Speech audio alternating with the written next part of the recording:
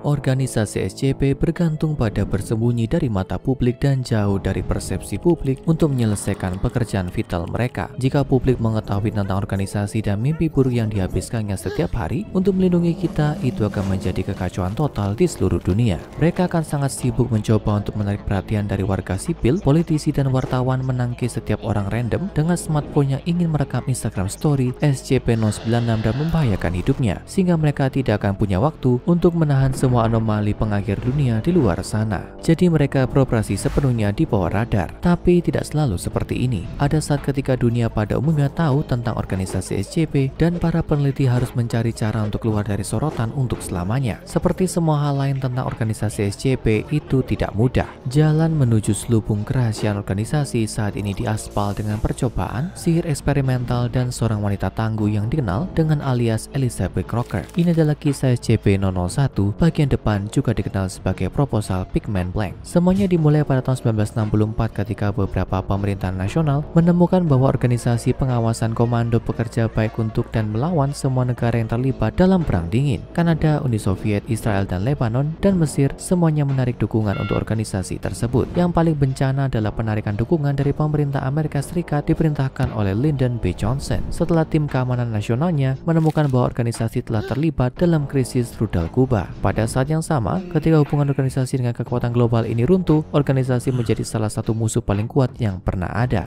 Target operasi 001 juga dikenal dengan alias Elizabeth Crocker adalah anggota CIA mulai tahun 1959. Di sana dia jatuh cinta dengan sesama agen bernama Dr. Alexander Hilbert yang sedang mengerjakan quantum race yang mampu mengubah kemungkinan. Pada tahun 1964, organisasi menghubungi Dr. Hilbert dalam upaya untuk merekrutnya, tapi dia menolak. Tak lama setelah ini, dia terbunuh dalam pengujian quantum race. Crocker menghubungkan kematiannya dengan organisasi, percaya bahwa mereka telah merusak mesinnya untuk menghukumnya karena menolak tawaran mereka. Setelah kematian cintanya, Crocker bersumpah untuk menghancurkan organisasi SCP untuk selamanya. Pada 19 Oktober 1967, Crocker menyamar sebagai supir pribadi anggota Dewan O5 dan menembaknya belasan kali sebelum menjatuhkan tubuhnya di luar rumah persembunyian organisasi di San Francisco. Sebuah catatan ditemukan di badan dengan pesan dari Elizabeth Crocker. Itu berakhir dengan janji ini. Sudah saatnya seseorang memecahkan keributan kecilmu yang rapi. Tidak, lebih dari satu orang. Semua orang. Kami akan menahan Anda dan Anda akan mati lemas. Agen Crocker membahayakan keamanan organisasi, tampaknya memiliki pengetahuan tentang semua pos terdepannya serta kemampuan untuk memecahkan sandi komunikasi yang paling aman sekalipun. Beberapa anggota yang bersembunyi di Havana, Kuba selama Januari 1968 mulai bertukar pikiran, mencari cara untuk meningkatkan keamanan dan menjaga organisasi tetap utuh dalam menghadapi ancaman baru ini. Sejumlah peneliti berbeda hadir, termasuk Dr. Eric Euler, seorang taumatologis atau ilmuwan di bidang ritual sihir. Meskipun beberapa rekannya gagal memperlakukannya dengan rasa hormat yang pantas dia dapatkan, beberapa karena skeptisme dan beberapa karena fanatisme terhadap identitas Yahudinya. Euler adalah pemikir yang brilian dengan ide yang dapat menyelamatkan mereka semua. Dr. Euler mengusulkan solusi potensial untuk kekacauan yang menyebar di seluruh dunia karena perusahaan-perusahaan yang dimiliki oleh organisasi diekspos dan dihancurkan dan fasilitas mereka menjadi puing-puing.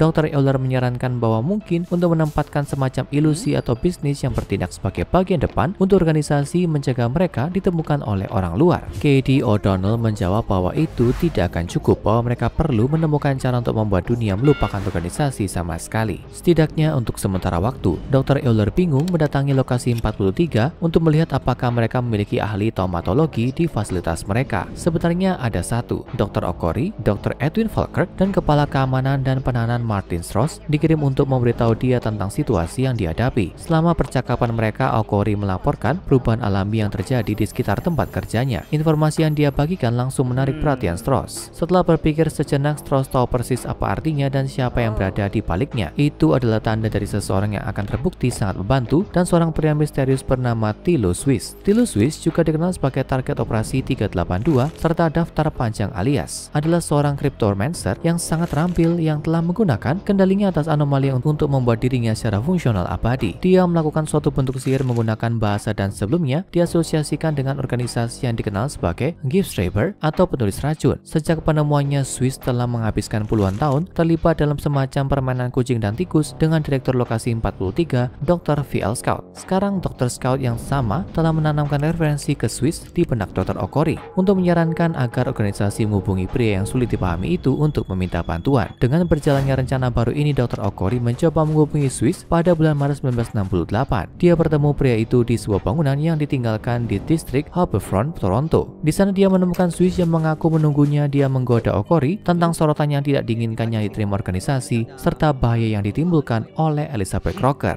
Akhirnya dia bertanya, "Apakah Anda di sini untuk meminta bantuan saya atau apakah saya membiarkan Anda menemukan saya tanpa alasan yang baik?" Okori mengaku bahwa dia sedang mencari bantuan dan Swiss menjelaskan metode khusus menggabungkan menulis dengan sihir ritual untuk mengilhami kata-kata dengan kekuatan atau bahaya. Dia menawarkan untuk menyusun frasa serangkaian kata yang ketika ditulis pada tanda yang dibuat olehnya akan membuat publik tidak melihat siapa organisasi itu sebenarnya. Dia menawarkan untuk melakukannya hanya sekali tapi tidak mengulanginya ke depan. Yang dia butuhkan hanyalah sepotong bahasa untuk menyusun mantranya. Dr. Okori menawarkan inisialisasi sebagai kemungkinan menyarankan SJP yang muncul sebelum organisasi. Swiss tertawa senang mendengar ini dan berkata, "Ini akan berhasil dengan baik." 1 minggu kemudian Swiss membawakan Dr. Okori desain logo sederhana untuk bisnis yang tidak ada yang disebut pengemasan Cargo Scout serta formula kimia untuk penangkal yang akan menyuntik siapapun yang menerimanya dengan sifat magis tanda itu. Setelah disetujui oleh Dewan O5, logo tersebut dicetak pada armada truk yang bergerak yang kemudian dapat digunakan untuk mengangkut anggota dan barang di seluruh Amerika Utara tanpa terdeteksi. Itu sangat efektif dan organisasi mulai berencana untuk menyebarkan tindakan pelindungan baru ini ke seluruh fasilitasnya. Pada bulan Mei 1968, tabrakan di sepanjang rute 66 di Amerika Serikat merusak salah satu truk, menghilangkan fungsi magisnya. Penasaran dengan dampak penghancuran karya Swiss dan tentang kemungkinan efek berbahaya, Dr. Euler membentuk Mimesis dan grup riset kriptomancy, tempat dia bekerja bersama Dr. Okori dan Dr. Ilse Reinders. Karena Dr. Reinders menderita kondisi yang membuatnya tidak dapat meninggalkan ruang tertutup di lokasi 43, Euler dipindahkan ke fasilitas itu dan bekerja bersamanya dan Okori di sana. Selama penelitian mereka, tim mengetahui bahwa kerusakan pada tulisan Swiss mengubah sifat-sifatnya dalam berbagai cara dan dia terus-menerus merusak truk untuk mencoba dan memahaminya. Sementara itu, Elizabeth Crocker tidak berhenti mengejar kehancuran organisasi. Sebuah peti kemas dengan lambang perusahaan samaran organisasi yang sudah tidak berfungsi ditemukan di pelabuhan Los Angeles pada 2 Juli 1968 berisi Abrasha Sokolsky yang dipukuli parah tapi masih hidup. Sebuah catatan disematkan ke dasinya berbunyi, "Apakah kamu sudah bisa merasakan jeratnya?" Kembali di lokasi 43, Euler, Reinders, dan Okori mencapai terobosan. Kekuatan karya Swiss datang bukan dari kata-kata lengkap Scouts Cargo Packing tapi dari inisial SJP itu sendiri. Menggunakan kombinasi tata bahasa dan sihir yang membuat setiap guru bahasa Inggris dan penggemar fantasi senang, mereka dapat mentransfer sifat-sifat tanda Swiss ke tanda lain yang memiliki inisial yang sama. Seperti yang selalu terjadi di organisasi, semuanya bermuara pada SJP. Berbagai bekas bisnis samaran dihidupkan kembali, semuanya memiliki inisial yang sama. Ada Star City Poker, Supply, Control and Purification, dan tentu saja Cheesy Pretzel Sawyer. Namun puncak dari terobosan ini dengan cepat memberi jalan kepada kerugian besar lainnya. Ketika agen Crocker menyerang lagi di Johannesburg, Afrika Selatan, agen Crocker menyusup ke lokasi SJP dengan alias Dr. Gabriel Fish. Di sana dia memperburuk ketegangan rasial yang sudah ada dan mengambil keuntungan dari negara apartheid untuk menabur perselisihan. Crocker membunuh Direktur Regional Johnson dan membuang mayatnya di dekat lokasi 19 dengan catatan di saku jaketnya. Dikatakan, "Anda kehabisan benua." Saat tim peneliti berusaha keras menyiapkan proposal penelitian resmi tentang kuantum lingua fisik, Elizabeth Crocker melanjutkan pekerjaannya yang suram. Di Republik Rakyat Tiongkok, dia menggunakan kriptomansi untuk memicu paranoia parah pada ketua Mao Zedong, menarik perhatiannya kepada perwakilan organisasi yang bersembunyi di Republik Rakyat Tiongkok. Hal ini memaksa Dr. Noble untuk melarikan diri dari negara tersebut, meninggalkan pengaruh organisasi apapun di Tiongkok. Ada sekali lagi sebuah catatan untuknya, 5 menit menuju tengah malam, Crocker mendekat. Selanjutnya, Crocker bersekutu dengan Presiden Amerika Serikat Richard Nixon, memberitahu dia tentang keberadaan organisasi dan meyakinkannya agar Angkatan Darat Amerika Serikat menduduki fasilitas tersebut. Euler, Okori, dan Reinders harus bertindak dan bereaksi cepat. Masing-masing dokter untuk sementara menandatangani proyek tersebut siap untuk mempraktikkan eksperimen. Sementara itu, Crocker menjadi lebih berani dan lebih kejam. Dia membunuh anggota organisasi setiap kali dia mendapat kesempatan, meninggalkan strategi politik jangka panjang demi tontonan. Dia menggunakan agen kriptomantik pendengaran yang disematkan dalam rekaman I Wanna Hold Your Hand oleh The Beatles untuk membunuh 10 anggota organisasi di sebuah rumah persembunyian di Skotlandia. Selanjutnya dia menyusup ke lokasi 43 di mana dia dikalahkan oleh intervensi dari Swiss sendiri. Di lokasi 01 pada tanggal 9 Juli 1969,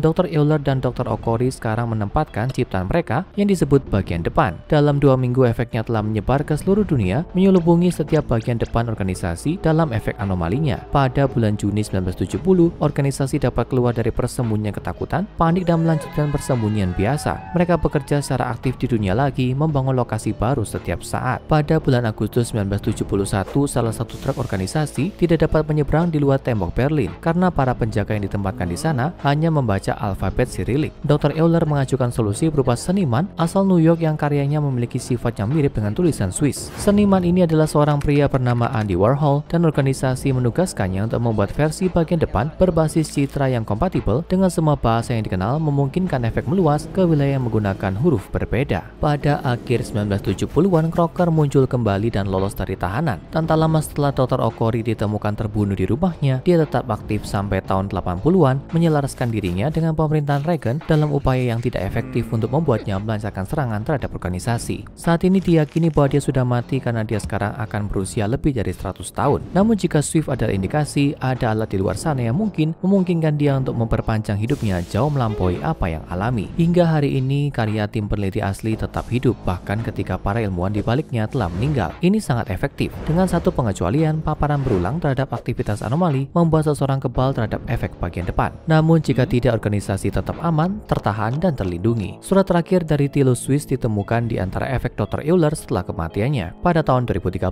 mengingatkan mereka akan tugas mereka untuk melindungi dunia dan melakukan hal yang benar. Dia mengakhiri suratnya dengan ini: Jalanmu telah ditentukan saat aku memasukkan cacar kecil yang indah itu ke dalam tulisan yang kamu curi. Aku merampas kesempatanmu untuk menjadi tiran dari semua mimpi buruk kita. Anda tidak akan punya pilihan selain menjadi lebih baik dari itu, karena kejahatan hanya berkembang dalam kemudahan. Anda tidak akan pernah tahu kemudahan. Anda dan mereka yang datang setelah Anda harus terus melakukan pekerjaan. Anda akan memutuskan seberapa baik Anda melakukannya, tentu saja. Dan dalam hal ini, saya punya saran. Lakukan dengan benar. Berhenti mengkompromikan prinsip. Sekarang tonton SCP-001 saat hari kehancuran dan SCP-001 Raja Scarlet untuk wawasan lebih lanjut tentang dunia SCP-001 yang menakjubkan.